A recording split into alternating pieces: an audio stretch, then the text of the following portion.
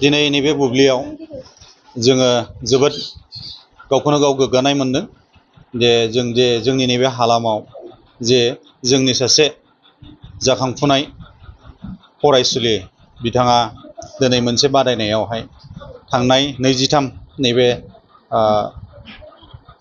April दाननि 2022 मायथाइयावहाय जानानै थांनाय मिस टिन इन्डिया 2026 नि बादायनायावहाय जोंहा देरहासार जानो हादों। बिनि थाखाय गिबियावनो देरहागिरि बिथांनिसिम आंनि रोजा रोजा साबायखर आरो गाहाम हामलायनायखौ जासिग्रोबाय।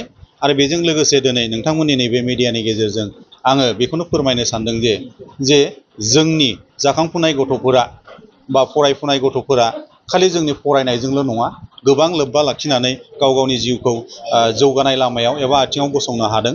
दा बिनिनो फोरमान होननानै आं बुंनो सानो। आरो लोगोसे आं बेखौनो बुंबावनो सानोदि जोंनि जेरै जेनेरेसनफोरा गाव गावनि नाजानायखौ नाजाथाबोब्ला जाफुङैनि खुनु ओंथियानो गैया। दा बेनिखायनो आं खावलायगोन जे जोंनि इयुन जोलैफोरा जाहाथे जोंनि जिखुनु हाबायावनो फरायनायजों लोगोसे गेलेमुआवनो होन बा नैबे बायदि बादायलायनायावनो होन गोबां बिथिङावनो बादायनानै नाजाथाबोब्ला गोसो होनानै नाजाथाबोब्ला देरहासार जायो। आं बेखौनो जोंनि बासबारि गुदि बर' थुनलाइ आफादनि आफादगिरि हिसाबै आङो फोरमायनो सानदों।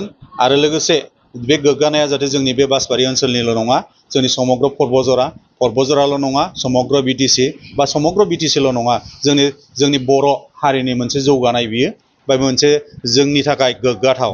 दा बेनिखायनो आं सानगोन साफ्रोमबो जोंनि इयुन जोलैफोरा जाहाथे गावनि थांखिखौ नाजानो थाखाय गोसो होथाबनानै नाजायो आरो जौगानाय लामायाव जौगालांनो हायो, देरहासार जानो हायो। लोगोसे जोंनि हारिखौहाय मोनसे बुहुमावहाय गेरेमसा हारि दानायाव मोनसे बिहोमा होलांनो हायो। आं बेखिनिखौ बुंनानै आंनि दिनैनि नैबे बरायनाय हाबाफारियाव फिन आङो जोंनि नैबे देरहासारगिरि जोंनि गायत्रि ब्रह्म